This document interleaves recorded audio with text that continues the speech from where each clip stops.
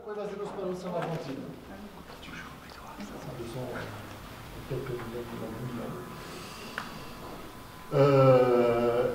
Et donc, on reste sur le continent sud-américain, on arrive au Mexique, avec le muralisme. En 1917, il y a la fin de la Révolution, on a l'État mexicain qui commande à des peintres des fresques éducatives, pédagogiques, qui vont vanter les mérites de l'hygiène, du progrès, du respect des traditions. Et on va se retrouver avec, vous connaissez sûrement tous Diego Rivera, voilà. L'école du muralisme mexicain prend son essor là-dedans, et pas eux qui l'ont inventé, ce sont les Anglais. L'image d'origine, elle est anglaise. Au même moment, 1920, après on passe à Brassailles, qui a collecté de 1930 à 1960, donc le livre est paru en 60, avec une préface de Picasso, tout ce qui était de l'ordre de ce qu'on appelle, on mettrait ça aujourd'hui directement dans l'art brut, mais c'est vraiment l'écriture sur les murs pour dire ce qu'on veut, un petit dessin, les portes de prison, les cellules de prison, les petites ruelles sombres de Paris, etc. Donc il collecte tout ça. Picasso fait la préface et il appelle ça graffiti. Graffiti qui est une ancienne technique d'embellissement des plâtres. Hein. Donc c'est vraiment ce graffito, c'est cette technique italienne qui remonte à l'époque romaine. Donc c'est pas un nouveau mot, par contre c'est la première fois qu'il est associé à une pratique d'expression urbaine dans la rue. Le New York, donc le Bronx à l'époque, hein, on voit vraiment qu'il n'y a que du graffiti, il n'y a que du tag, il n'y a pas de graffiti, on est en 80. Et on avance un petit peu avec le temps, la première presse dédiée au graffiti. Donc ça, c'est des documents introuvables et dont on va réussir à capter des informations. Où là, par exemple, à l'intérieur, il critique à fond Keith Haring et Jean-Michel Basquiat. Internet, ça a vraiment modifié, ça a fait évoluer le street art, ça lui a permis de prendre son envol et de toucher, de rencontrer l'ensemble de son public. Là, on est sur une œuvre de Shepard Fairey qui est faite à la main, donc il y a un cadre de sérigraphie, il y a une œuvre qui est faite à la main, mais qui annonce déjà le site web. Donc on est vraiment au moment où on passe de l'analogique au numérique. Dès qu'il y a eu un moyen alternatif de se développer, il s'en est emparé et Internet, c'était fantastique. Donc il y a vraiment eu c'est le mouvement artistique qui s'est intéressé, qui s'est emparé de la chose Internet pour en faire aujourd'hui son meilleur moyen de communication et de développement. Si vous utilisez le graffiti pour faire les produits que vous allez vendre, alors que vous êtes vraiment clairement identifié comme étant dans l'univers du luxe, moi je vais vous montrer ce que c'est que le graffiti. Vous voulez du graffiti, je vais vous en donner, il arrive avec son extincteur et en 2 secondes, montre en main, il repeint la façade en marquant qu'il lutte. Donc il y a une photo et là il y a un petit film qui le montre en action. Voilà, qui permet de comprendre aussi qu'il y a ce balancement et ce contrepoids qui est fait par le mouvement lui-même. C'est comme les outils pour graver sur les vitres qui apparaissent aussi au début des années 2000 parce que on a trouvé des moyens de protéger les métros, d'avoir des vernis super puissants.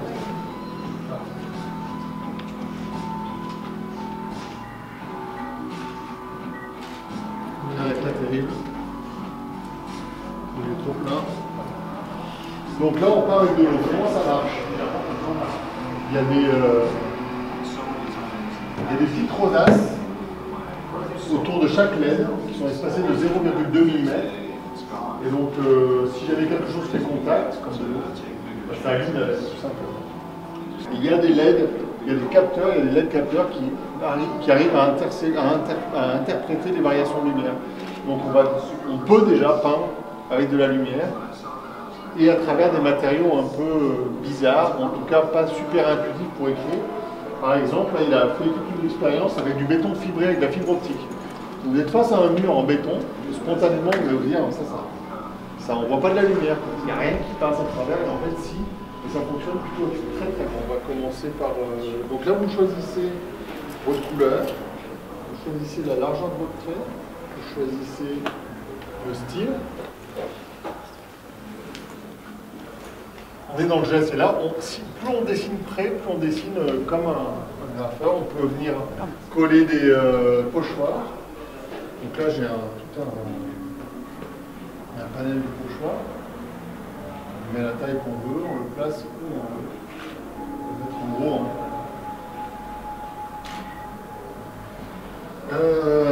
Pour faire un pochoir, il faut le remplir. Ça va plus vite si on le fait comme ça. Une fois qu'il est fait, on peut le rappeler une deuxième fois.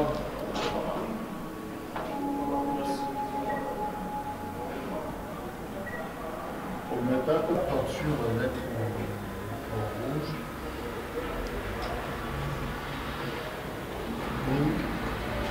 On peut peut-être décider de mettre un peu de jaune.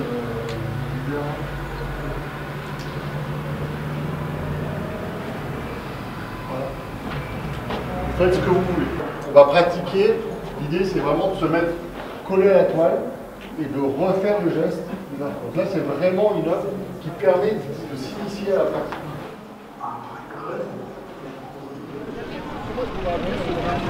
Vous avez des coups à l'extérieur. On fait ça pour poste rapide.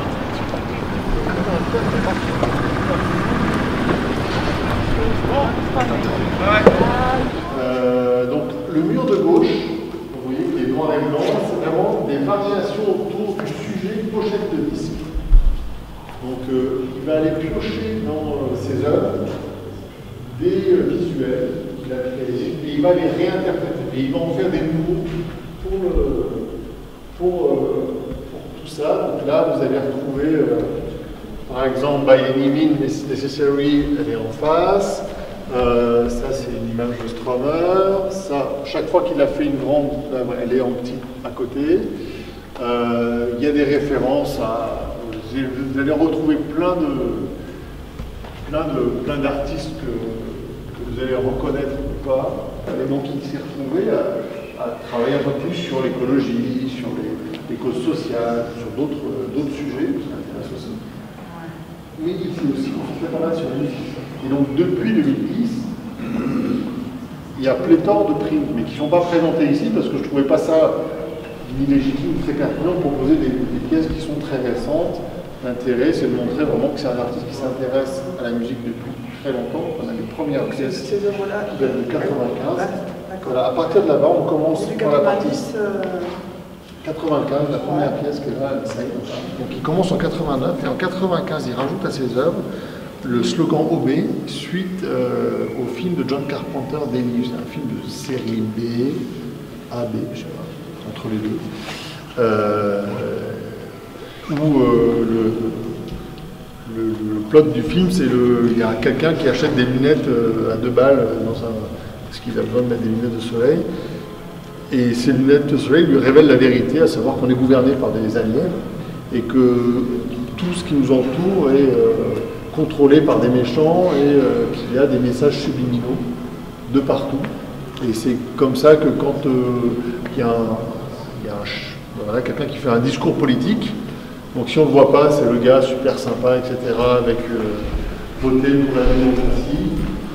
Vous avez vraiment un spécialiste de cet artiste? Ah, de cet artiste-là, je connais son boulot sur le bout des doigts. Et ce qu'il y a, les quotes qu'il y a autour de chacune des œuvres. Pourquoi d'ailleurs, c'est ce que j'ai essayé de mettre là-dedans. Donc, chaque fois, il y a un cartel qui explique un peu. Alors là, l'idée, c'est, comme on est dans le festival Art Rock, c'est de donner vraiment des clés de lecture. Vous ne connaissez peut-être pas Bad Religion. Au moins, là, vous allez arriver à voir un peu, savoir ce que c'est. Est-ce que c'est un groupe de reggae ou de rock indépendant ou de punk. Et alors là, par contre, sur les Beatles, là, il joue, là, il est dans le il se moque un peu des Beatles. Il est sur un acte irrévérencieux vis-à-vis d'eux. Donc il n'y a pas le portrait de George Harrison, il le remplace par André. Donc ça, c'est le portrait d'André. Le reste, il est comme ça, et c'est ce portrait-là qui est le portrait de quoi? De André de Giant. Ah oui. Il remplace, à la place il garde la coiffure de George Harrison, mais il met le visage d'André à l'intérieur. Voilà. Je suis là avec ça. parce que j'ai un collègue qui était intéressé par l'œuvre de Aubet et il aurait bien voulu faire. Je me disais que vous seriez peut-être le bon interlocuteur.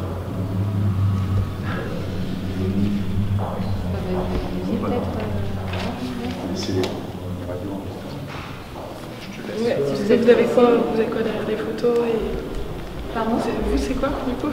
Photos et... Ouais, voilà, peut-être des photos après. Et puis, Comme vous voulez. Je vais vous disposition.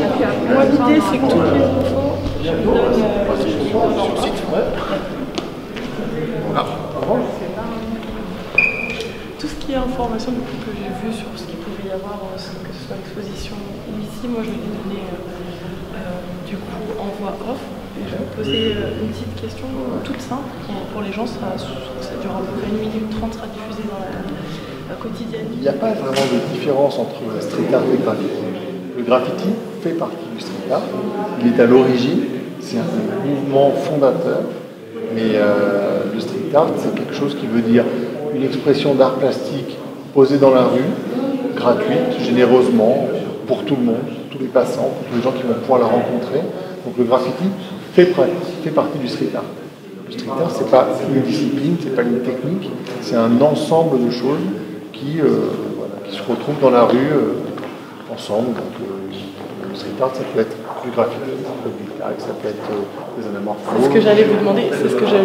Vous pouvez nous citer plusieurs techniques comme ça qui existent dans le street art qu'on a pu voir dans l'exposition tout à l'heure? Oui, alors c'est très simple. Si on le fait un peu de manière historique, on a commencé par le tag, ensuite on est passé au graffiti, et le graffiti, c'est toutes les formes de graffiti. Il y a plein de techniques de graffiti, plein de manières de dessiner des lettres. Après, il y a les fresques qui sont arrivées. On a commencé à mettre dans les lettres